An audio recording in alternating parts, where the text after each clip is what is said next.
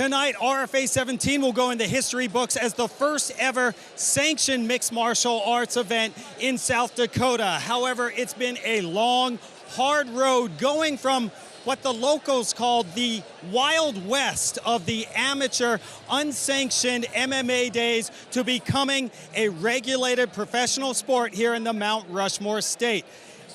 Despite having a brand new athletic commission in place, there are still vocal critics and some obstacles to overcome.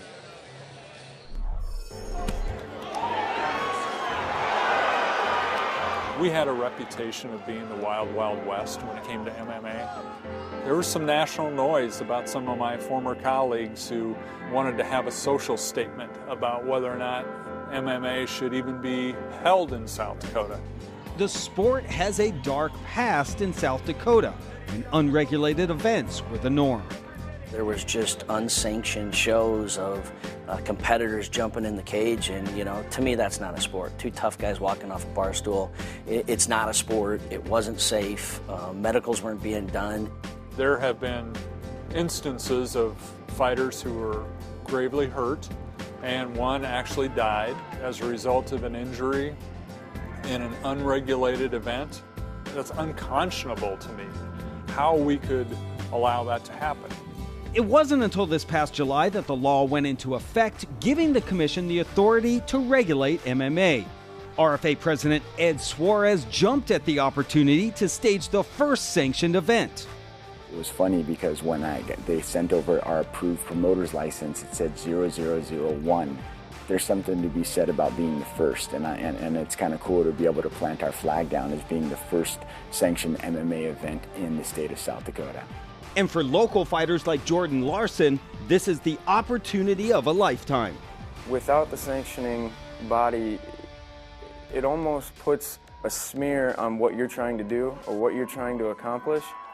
From being from a state with such good people and such hard-working people, it would be an honor to represent for my state.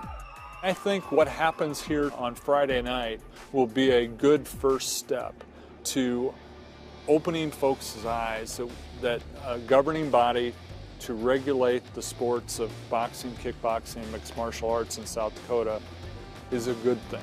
I think there's a bright future for both the athletes and for the sport itself. So it's just, the first step was getting this first show out there and doing it right. And I think this is going to be a huge step for the sport.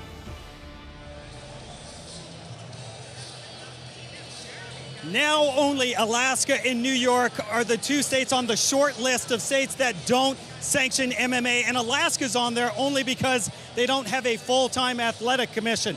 Now, guys, an interesting side note to this story was we were expecting the South Dakota Athletic Commission to welcome us with open arms and talk about this event. However, they declined to do an interview on camera. They did supply me with an official statement saying that they are in the business of regulating events, not promoting them, and their number one concern is fighters' safety. My feeling on the ground here in South Dakota and speaking with the locals is MMA in this state is still a hot button topic, and I think the Athletic Commission is taking a wait-and-see approach until after this first event. Inside MMA, live every Friday night on Access TV, your home for MMA.